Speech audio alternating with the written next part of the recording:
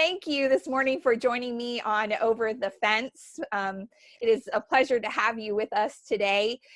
Pete, you are the Community Relations Assistant Director for Kerrville State Hospital. And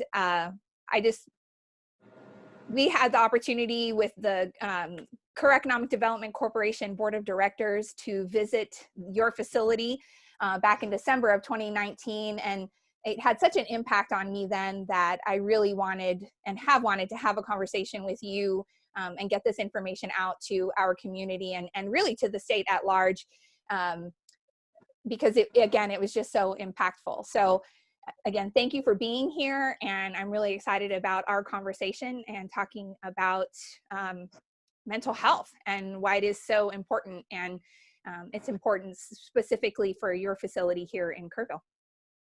Thank you, and thanks for having me. Your comments and your reaction is typical of what we get here when people come through, or we have some business leaders or just regular people that are interested in volunteering or coming through just to see what we do.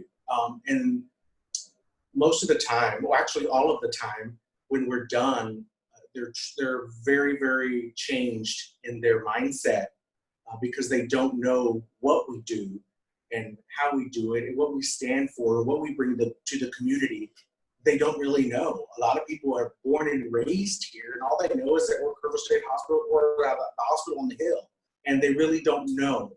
And so through the leadership here at Kerrville State Hospital with Leanne and Greg Hammond and Dr. Kubista, Karen Talarico, and myself, we try to bring everyone in to be very transparent about what we do and to allow people to see what goes on here and to be proud of what we do. And we want the community to be proud to have us here and to see the work that we're doing. So when people do come through, their lives and their opinions and their mindset are very changed to see what goes on. Yeah, and I think from a visitor standpoint, that you touched on it all.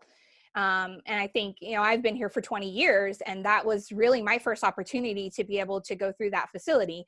Aside from that, it's always just been kind of driving past, seeing that building, hearing about some history, and not really fully understanding the scope of what you provide as services for the individuals that are there.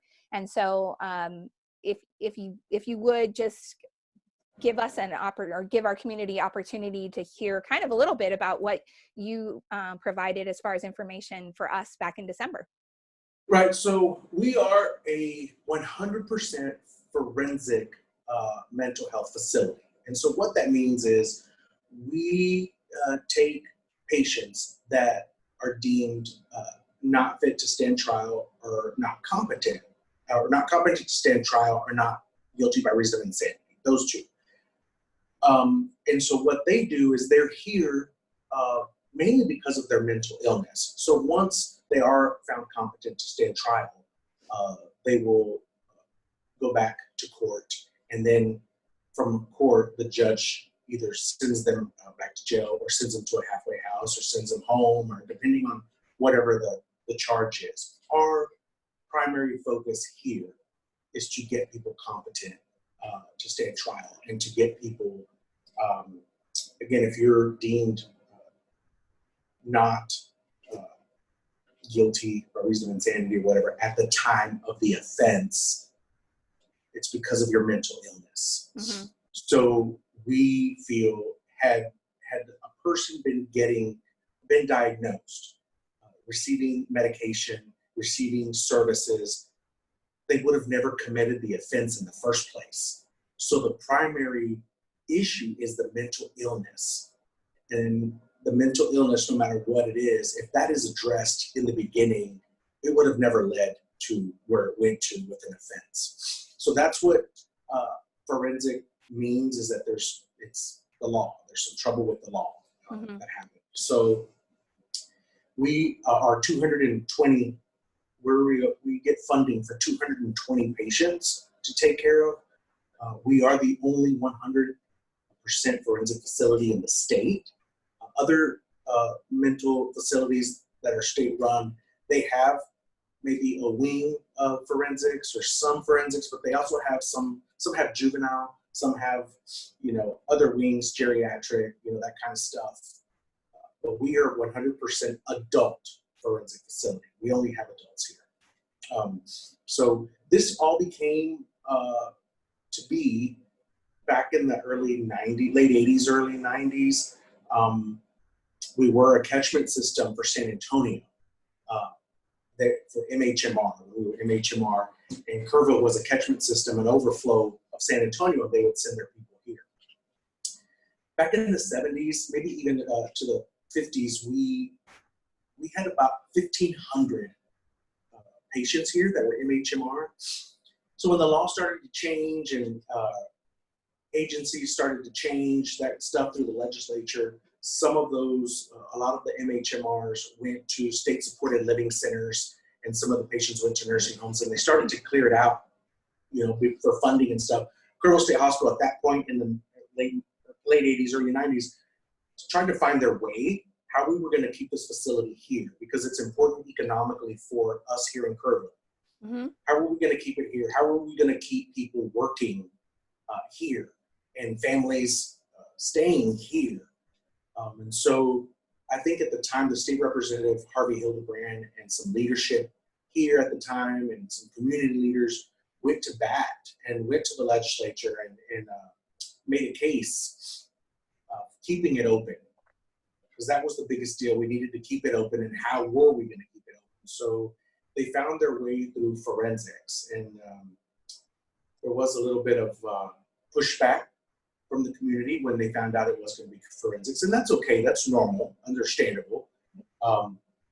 But through there, they said, okay, if we're going to take on forensics, we're just not going to take it on. We're going to be the best in the state. We're going to be the best that there is at what we do, and the services that we provide. And I feel, of course, I'm biased, that we are the best, and we do provide an essential service to the state, not just Kerrville, but to the state as a whole, of these services that we provide, and getting people. And the people that come here, they're not meant to stay forever. They're going to get discharged. Either they're going to, again, go to halfway house, go home. So we try to give them all the tools necessary to be successful when they leave here. And so some patients have jobs here. A lot of them volunteer. A lot of them, we have a program where they're able to do some online. It's a very small, limited amount of people that do online college. I mean, we have a facilitator here where they can do that kind of stuff, get their GED. We have competency classes and AA, Alcoholics Anonymous. We have all those programs, and through all this programming, everything is geared to make them successful once they discharge from here. So they can be viable on the outside. So they know what's coming, and they know how to function on the outside. And that's our goal, to do that. And so no patient gets discharged without judge approval. The judge ultimately says the buck stops with the judge. Yeah, and that was something that I was so impressed with. And one of the things that you really hit on in December was, why there's why the security measures are in place. And when we got there and when we were on the facility, at no point in time did I feel compromised or unsafe. We were given a rather complete tour of the facility. We saw the art classes, we saw the music facilities, we saw the library. We saw just again a multitude of places where the people that are staying there have the options to come and go between those places and participate in all of those programs. And again, all of that to help them, I think was what was explained to me, help them with their coping skills, correct? As part of, right. All of those wonderful things are essential in order to get you back to a stable mental health. And Again, I think the thing that was emphasized, or what I felt was most impactful, was that if things were being dealt with in an appropriate manner prior to this, it wouldn't have ever ended up there to begin with. And so I think, again, that goes back to that stigma that we've placed on mental health. And how do we begin those conversations more proactively, so that we have less type of, less types of these crimes, or less types of these mental issues escalated to this point. You and I kind of briefly talked about before we started recording, I think it's gotten better that we're talking about mental health. I don't think that there are a lot of people anymore that can say, we haven't been touched by it in some capacity, right? Even if it's just overload at work, and you just have, you can feel it yourself mentally, where you are just so depleted, so drained. Especially now, 1 in 4 people are affected by mental health. 1 in 4 people know somebody, work with somebody, have a family member, or maybe it's themselves that deal with mental issues, mental health. It's important. And when you guys were here in December, I used the analogy of that we've used here before about, where are you safer? Are you safer in an AA meeting, or are you safer coming out of a bar at 1:30 or 2 o'clock at night? Well, you're safer at the AA meeting, and we're no different. So and if you come here, you're probably safer within these fences of the Kerrville State Hospital than you are out there, because these folks here are getting treatment, they're getting medicines, they're getting therapies, they're diagnosed. So it's kind of the AA meeting for them. And we on the outside are the ones coming out of the bar at 1:30 at night. So you're actually safer within these fences than you are out there, because there's so many people out there that are not diagnosed, or they are diagnosed and they're not receiving treatment, they're not receiving meds. That's the dangerous part. That's where the stuff happens. That's where, we've had incidences here in Kerrville, the Walmart, incident that ended up at the movie theater. And there's so many things that play into mental health and mental illness that every one of them are affected. It's a domino effect, so especially now in the times that we're in, where you've seen mental health be a big issue now, because people are isolated. They're not they're not visiting face to face physically. There's not touch. There's not that kind of stuff. People are very isolated, and there's depression involved. There's anxiety involved. Being laid off. We have 36 million people in the country that have been laid off and lost their jobs. Well, then alcoholism and drug abuse come in, and then it leads into family violence. All that kind of. So it's just a domino effect of everything that happens. And so when one person is affected through, whether dad loses his job and then becomes abusive or an alcoholic, that affects those children. Yeah. Those children are seeing something. So their mental health is affected. So it just really is we're all together in this, and everything is affected in some way. Not we, but let me move aside and talk about the Volunteer Services Council for Kerrville State Hospital.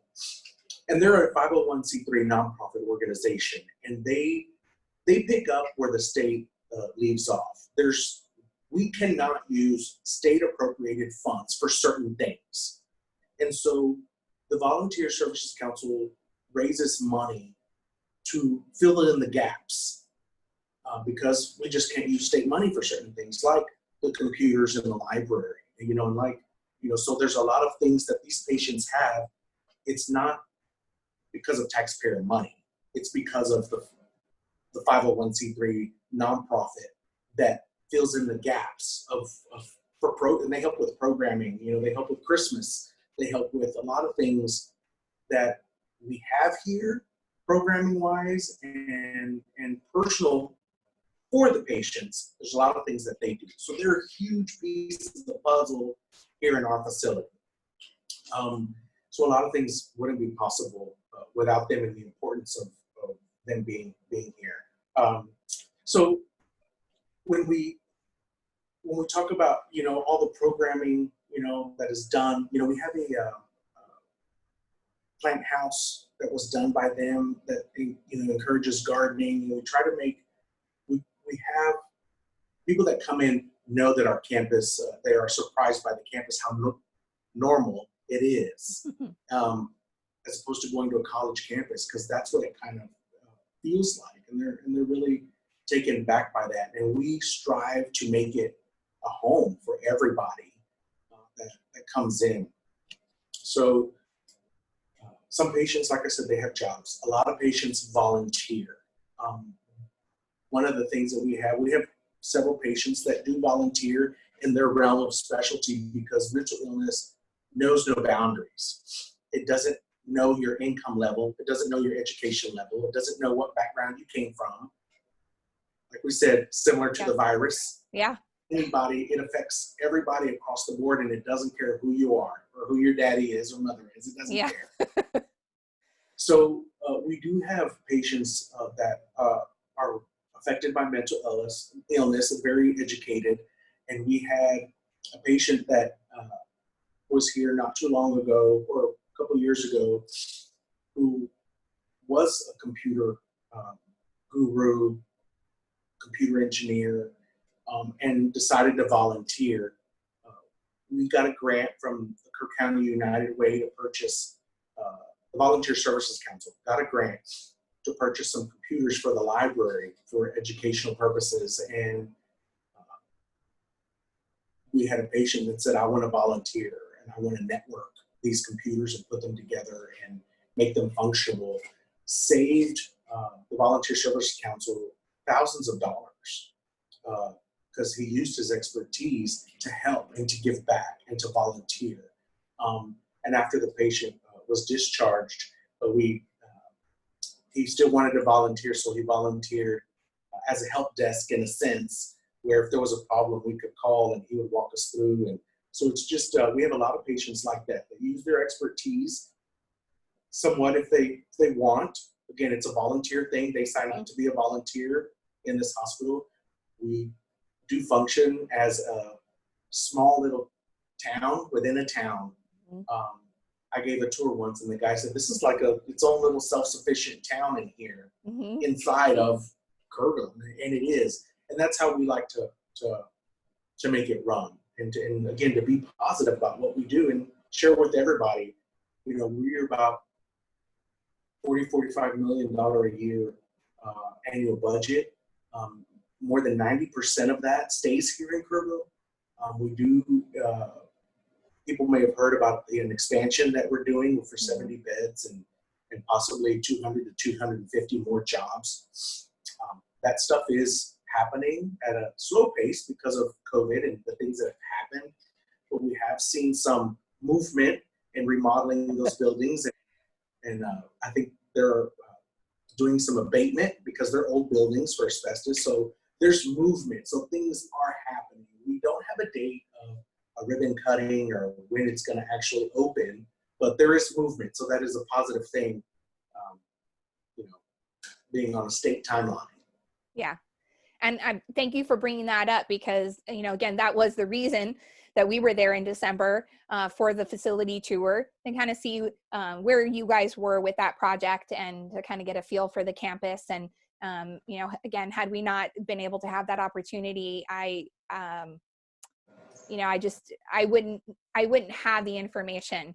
I wouldn't have the knowledge and the change in perspective that I have now.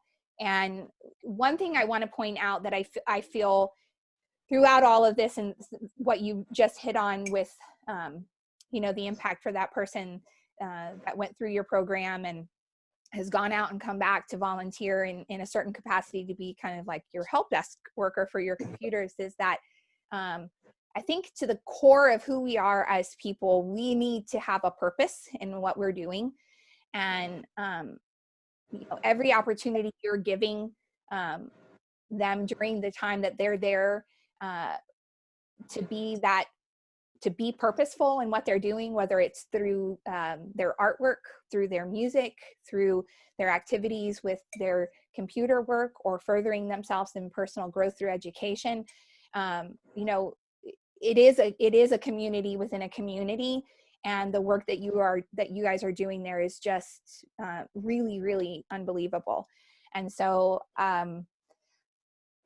it's one of those other things that we kind of touch on, and I think some people talk about during this time and it's one of those words that has bothered me throughout of this, like who's essential and who's non-essential. Those classifications of work jobs have always a little bit bothered me, because I think it takes away people that have been purposeful in what they choose to do as work. And so classifying people as either essential or non-essential has bothered me a little bit as far as a state of perspective and mental health.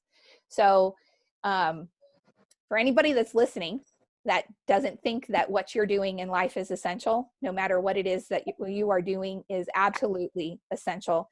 And so classifying work that way has been unfortunate, in my opinion. And I know that there are resources locally, regionally, state, nationally, there for people that need outlets, that need people to talk to.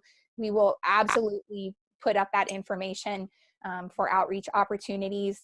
I know primarily. Right. And so we recognize here at the hospital and through the Volunteer Services Council for Kerrville State Hospital, the educational part of mental health. And so the VSC, the Volunteer Services Council, took on a program last couple of years. It's a buddy bench program. And so all of KISD, I think Hunt, Ingram, Notre Dame Catholic School, we bought buddy benches for all of those facilities, because it starts at a young age with bullying, anxiety, all that stuff. So we wanted to contribute to a program educationally, starting at a very young age. So if a kid is being bullied or a kid doesn't have any friends and they go and sit on that bench is asking for someone come play with me, someone come talk to me, someone come invite me. And so the school puts on, they have a curriculum that goes along with the bench to educate the children about what the bench is and what it stands for. And we went to every one for the opening, the ribbon cutting up, them installing the bench, and the kids get it. So when a kid goes and sits on it, other kids know, I'm going to go ask them to play. Or I'm going to go ask them to be a friend. I'm going to go ask them. So all these schools put together their own curriculum of how they wanted the bench to be used. And so it was really, really cool to get out there and start educating and the conversation about mental illness and how young it starts with bullying, and anxiety and that kind of stuff, depression, that kind of thing. So those are kind of the things that we touched on. We also we canceled it this year because of COVID, a 5K mental illness month. We would have a 5K at the park. And we invited other nonprofit organizations that deal with mental health, counseling. I thought it was really interesting. There was a girl that I spoke to there who was on 5 medications, and she started to exercise. And the 5K started a couple of years ago. That's what started it. And she kept on running and she kept on exercising. And by last year, when she came to the run, she was off 4 of her medications. Nice. And only on. Wow. So the physical, the mental, it all is connected. And so I was really taken back. She lost 60 pounds. She was off 4 of her medications and she was only on 1. And she said, I'm working on getting off of that last one. So just the mental health of it all. Yes. Being a single mom and stuff. So it all makes a difference. And that's what we want people to know. You're not alone. So we have the Volunteer Services Council for Kerrville State Hospital has a Facebook page, and a lot of times it's educational stuff, statistics, that kind of thing. And the main thing is we want people to know that you're not alone, that you can ask for help and that you can talk about it. We have a poster here that was done from Austin. We went to a conference in Austin State Hospital, and we brought it back. And it's probably about 40 celebrities that are dealing with mental illness. And it says, you're not alone. And it talks about what they do, their contribution to the world, and their diagnosis. And for us, it's important here for patients to see that and look at that and to have that connection and say, wow, if they're a movie star, they're a singer, they're, an engineer, or, a billion-dollar business owner, and they have what I have. Yeah. And if they can make it and deal with it, I can make it and deal with it. We want people to know you're not alone. And you can get through it. You can be successful and still have a mental illness. You can make it through the world, and it's okay. So that's the biggest part of educating outside of Kerrville State Hospital. And what we do is just educating and talking about it and getting people the help they need before they get to the edge. Yeah. Getting to people before they get to edge, that's the important part. That's the point of educating and getting people the help that they need. For Mental Health Awareness Month in May, we had a hospital-wide art contest about educating for mental health. And I was one of the judges, and the patients, a lot of times when they do their art stuff, they can sell it. And so a piece of it goes back to patient benefit fund to replenish the art supplies that they use. Mm-hmm. And then everybody pays tax, so we pay. They have to charge tax too, because they have to pay tax. And then the patient gets the rest of it. So they really their art program, they really like to do that stuff, and they like to sell their art.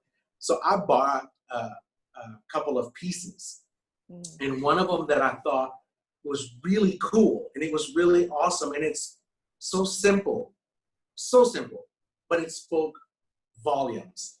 And I have it. Oh, I'm so glad you're going to show us. Yes. So this is it here. And it's asking for spare change, but it's not monetary change. Oh, I love that. So when you see, it's kind of like the people standing on the side of the highway or on the corner asking for spare change. She's asking for spare change in yourself change. Yes. That is so amazing. So it really touched me and others, because it was just so simple, asking for spare change, but it wasn't really monetary change. It was changing yourself, change your perception, change your view. And it says here, we need to change our perception of what mental health and shatter the stigma. Mental health is here for everyone. Shatter the stigma. So it's just asking for spare change. I absolutely love that. How impactful. Very impactful. And it was so cool. I'm going to get it framed, because I thought, Yeah. I paid $5 for that. Well, I hate to tell you, if you put that up, we might want to tell the artist that there might be a bidding war, because I would pay more than $5 for that. Yeah. Well, when I went through the art deal, I asked Jamie, who's our art therapist, I said, can I buy that? Does she want it? And she goes, well, I have to ask her and see if she wants to sell it, And so she said, yeah. She said she'd sell it for $5. I said, sold. Yeah. The framing's probably going to be $150, but that's so worth it. I mean, so worth it. You can't, the message in that is so incredible. Just to be able to, again, it is that change in perception that we really need to continue to talk about and work towards, and not just within those walls. It really needs to be within the community and the larger conversation. And again, I know that is happening, but wow, who better than to start those conversations and shatter those stigmas than the people that are coming out of your program. Yeah, and to say, I don't want your monetary change. I want the change in your heart, yes. the change in your mind. That's the spare change I want, just a little piece. Yeah. So I thought Love that was really cool and very insightful. Yes. It really kind of thought that is really creative. Like yes. that's cool. So. And I think, again, I'm just going to keep going back to December because, and just, again, shows how much of an impact it did have on me, that the creativity that I did see when I was there, it was just astounding to me. The artwork that was there, the pieces that were for sale in the little gift area, the music that I heard coming out of there. I mean, we were just surrounded by it in so many different capacities. And it just was. We have really good, Jamie, our art therapist, and our music therapist, Allison, they really do work a lot together, and they know, well, they're professionals. They know what to do and how to do to bring it out of them, to bring it out of you.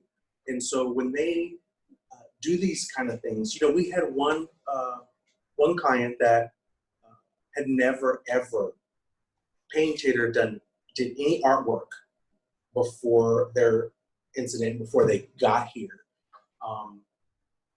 And they were a professional in the professional world, and had never done any art. And they were phenomenal artists. They turned out to be a phenomenal artist. I have 3 of their pieces of work hanging in our office here. And one of them got auctioned off at Kerrville Rotary Banquet. And I think it auctioned off for $400 or $500. Wow. From someone that had never, ever painted or done art before, ever, to get here, and they brought that out of that person, and they were able to do that. It's really amazing the work that they do. And we are successful because of the people that we have here. And in their own profession, they're really, really good in pulling it out of them. Yeah. Out of anyone. I tell her, I said, you should have her work cut out with me, because I'm not an artist. I can do a stick figure, and that's about it. So I said, you will really be a renowned art therapist if you can pull something out of me, because I don't think it's going to happen. But it's really good. And, they do we always enter in the parade, the Christmas float parade. Yes. We always enter into that. And the patients work hours, and some staff too help work hours on that float. And we usually do a large paper mache, go to a theme. And, there was someone that from a nonprofit that said, we don't even enter because we know you guys are going to win. And I said, well, we're not going to win every year. It's going to be good, but we're not going to enter every year. Please don't let that discourage you. That's not, we do it, and we want to enter, and the patients want to enter because it's fun, and it allows them to contribute to something. Yes. And it allows them to be a part of something, which is huge, and it's important. Yes. And so the VSC, we have a Christmas luncheon or a Christmas dinner for each unit that we get sponsored by companies or church organizations and stuff. And it's really important for them to see the community come in. When the community comes in and helps serve them and helps serve their Christmas dinner or Christmas lunch, it touches their heart, and it makes them know, I matter. I matter. These people don't know me, and they cared enough to come in and to serve me or to provide a meal for me. I matter. Those things, the community coming in matters so much. It's a little piece of the recovery that your community cares for you, and that you do matter. So those are important things, like I said, that the VSC puts on, and they do to make a difference in our own Kerrville community, but to make a difference in somebody's life. It's really pretty cool. So we're going to make sure all of this information, the Facebook page and the volunteer opportunities are there, ways organizations can continue to contribute to KSH.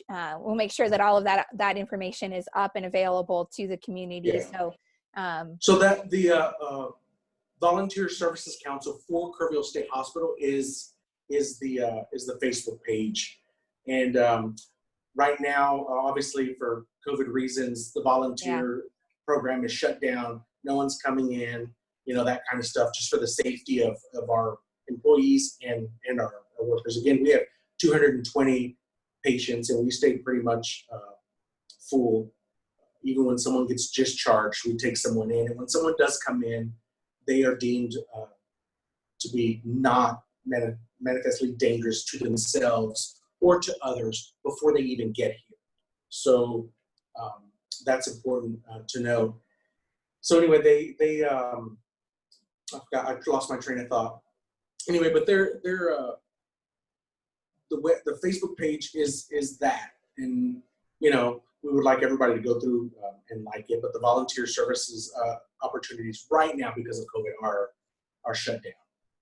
So no volunteering for now. Yeah. Well, we'll still get that information up, and of course we'll get some other resources from you for people to seek help when they need it, and continue the conversations as we need to. Yeah. And we have when something, now this is important to say, I had somebody a couple of years ago call and say, my son is diagnosed schizophrenic, but he's not on any medication. He's not taking any medication. What do I do? Well, also the misconception is that anybody can just walk in. That's not the case. You are mandated by the state to be here. And so you have to go to your mental health authority and get direction from them on where to go and what to do. Because again, we are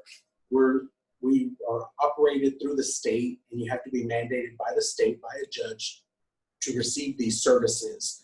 But your local mental health authority can guide you in the right place and lead you in the right direction. And there's several licensed counselors that do, mental health counseling, and they have people that they work with to get the services that you need. And we'll get all of that information up, or as much of it as possible, to get people directed in the right manner to the right people to have those conversations. And Pete, thank you so much for your time. This has been a wonderful conversation, and I really appreciate the opportunity Thank to you. sit down and talk to you. I know that Leanne, our superintendent, would be happy to have you back, or anybody else that's interested in coming back when the time is right after COVID. Yes. To come in and visit and come in and see, and anybody can contact Karen Tallarico or myself, Pete Calderon. If you want a tour, you want to see what's going on here, you want to know more about it, we are very transparent. We are proud, and we're very transparent about what we do here, and we welcome anybody to come and then take a tour if you want, for no other reason than educational. That's okay too. Leadership Kerr County on Healthcare Day always comes through, and a lot of times when you talk to them later about the program or about the day, it's Kerrville State Hospital, and their eyes were opened and they had no clue about what goes on here and what happens here. Just so much information that they got when they came through about who we are and what we do and the purpose that we serve. It's eye-opening. So we love when people come through, big companies or leaders in the community. We love when they come through and we're able to let them know this is going on in your community. This is what's happening. This is what's here. This is a gem in your community. Yes. And we're very, very lucky because we do employ over 650 people. And with the expansion, we're probably going to be the second largest employer in the community, Sid Peterson being the first. Yeah. So we're very proud of that. We're very proud of what we do, and we want the community to be proud to have us here, and proud of us, and be proud of what we do. And that you're here, because so many other cities, so many other towns would just die for this facility to be in their town. Economically, it's huge, and so we really want to make Kerrville proud. You most definitely are making us proud. As representative from KEDC, very specifically, I can speak to that. from an economic standpoint, from a citizen of this community. I'm very proud of the work that you are doing there, and we thank you for that very, very much. Thank you for that. I keep waiting for Gil because I'm ready. Yeah, I know. Sorry. I can do a couple of rapid fire questions, but I'm just not as good as he is. So how about we end with two that I know he would ask, okay. Just to get to know Pete Calderon a little bit better. And I'm not a movie star like Gil, so I don't have any of that theater or that movie background. I don't have the eyebrow. So yeah. So one of the questions that he's been asking in order to get our, to get to know people a little bit better is, what is your favorite color, Pete? These are really deep questions. Deep questions. Royal blue. Oh, that's a great color. You have it on. It's kind of my go-to, but it's not my favorite. Yeah. So it's not my royal blue. Good. All right. Awesome. And has that always been your favorite color, or has that changed over time? It's always been blue, but for some reason it's royal blue. And it's funny because my son and I fight over if that's my color. No, that's my color. So anytime we have to when he's like, this color's yours, this color's mom's, this color's mine, he always takes the royal blue because he knows that that's my favorite, and he gives me green. But whatever. I'm sure that happens in games, right? Because that's how that usually happens in our house. Yeah, when you're playing board games and yeah. Okay. The other one is, and this is my favorite one, and he did this with a couple of interns that we had with KEDC and at the chamber, and it kind of gives, I think, a great insight into who we see ourselves as being, and maybe a little bit of tie into what we talked about on that mental health poster. But who do you identify with as a movie character? Is there somebody in a movie that you would say, or an actor in particular that you would say you identify with?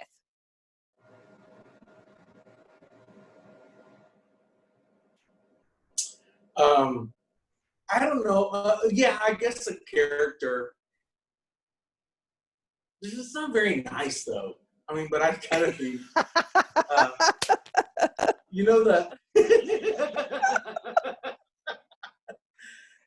I think,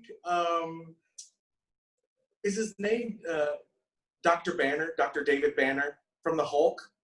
Oh, yeah, Dr. David Banner, not because he's smart, because he's a very normal person, but then on the other side, when he goes to, I don't want to say goes to work, but when there's just that he's kind of violent, so that's not cool, but it's just a totally different personality of when you're doing the work or when you're mad, when you're a different person in a different element, doing the work or getting something done or fighting for something, fighting for a cause or fighting for yourself, or there's another person so I identify with him, that it's just, I'm good and I'm smart and we can, we're here, but I always like the line, don't make me angry. You wouldn't like to see me when I'm angry. Well, I think that goes for the majority of us. And I think we can all identify to some degree with that kind of, and, those two sides of our personalities, especially when we're really passionate about something. So, and depending on when your birthday is, right? There's those little components too about how. Well, it's funny that you said that. I didn't even think about it. I didn't even think about that, about when my birthday was, and that I'm a Gemini. Okay. Two people, right? Everyone always says, oh, he's a Gemini, he's got two personalities. And I always say, no, I have the strength of two people. There you go. I like that. I really like that perspective. And I'm a Leo, so I can have that very fiery temper. But I just say, no, I'm just very passionate. That's just very passionate. Yeah, that's funny. I didn't even think about that. Two personalities, and then I'm a Gemini. Go figure.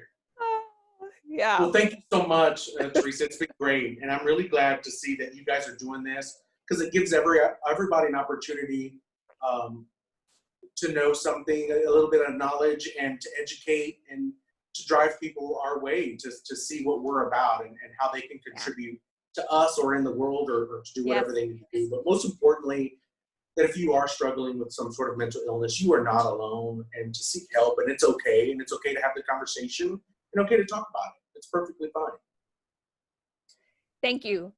That is a perfect way to end. We're going to get the information up for all the things that we've talked about today. And Pete, thank you. This has just been a real pleasure. Thanks for your time. Thank you, Teresa. I appreciate it. Look forward to seeing you soon. Okay. All right. Bye-bye. Bye.